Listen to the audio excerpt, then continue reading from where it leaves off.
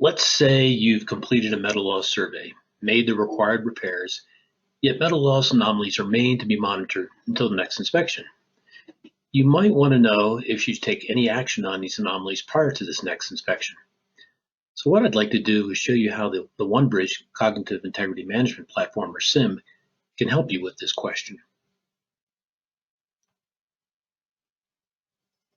CIM is capable of evaluating remaining anomalies for potential mitigation prior to the next inspection. It ingests inspection data, uses machine learning to align and categorize anomalies, and applies regulatory and company-specific condition rules to classify anomalies for action. Still, many anomalies may remain on the pipeline. So what CIM does is calculates what we call a POE, or Probability of Exceedance, of each remaining anomaly.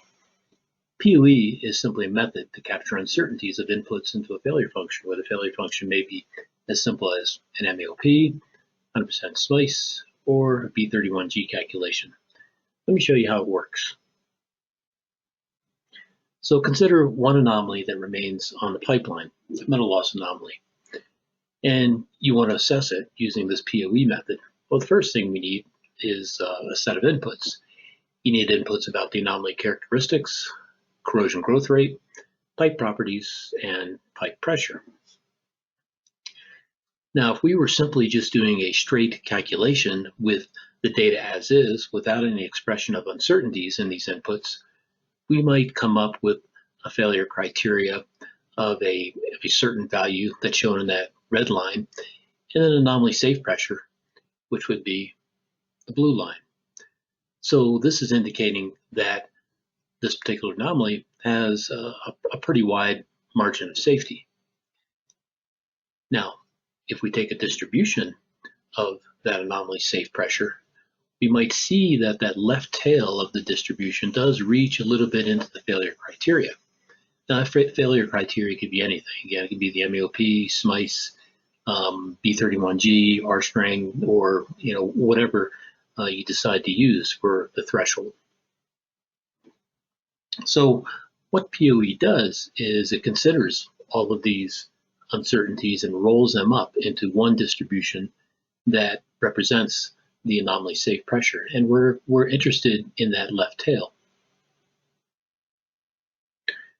Now, not only does CIM manage pipe properties, the anomaly characteristics, the pressures, and even the function for calculating failure pressure, it also does a calculation for corrosion growth rates.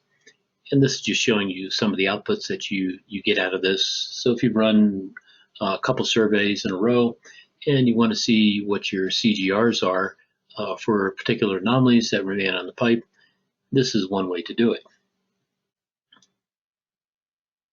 So what do these outputs look like? If we take a look at each anomaly, and if we calculate POE for successive years, so this is showing just 5 years of POE calculations for each metal loss anomaly. And if we calculate these distributions for each anomaly, you can see when we compare this on the Y scale is pressure. If we compare it to the failure function criteria, we're looking for anomalies where the tail distribution exceeds the criteria in a certain number of years. And this might provide that structure or that guidance on whether or not to inspect or mitigate an anomaly prior to a scheduled inspection. Or maybe you want to move an inspection up, or maybe you want to defer an inspection based on the amount of margin of safety between the anomalies that remain. So the value in going through this process is really providing a consistent approach for evaluating wall loss anomalies and managing risk. And it's really about supporting the prioritization and scheduling of future inspections and potential mitigations.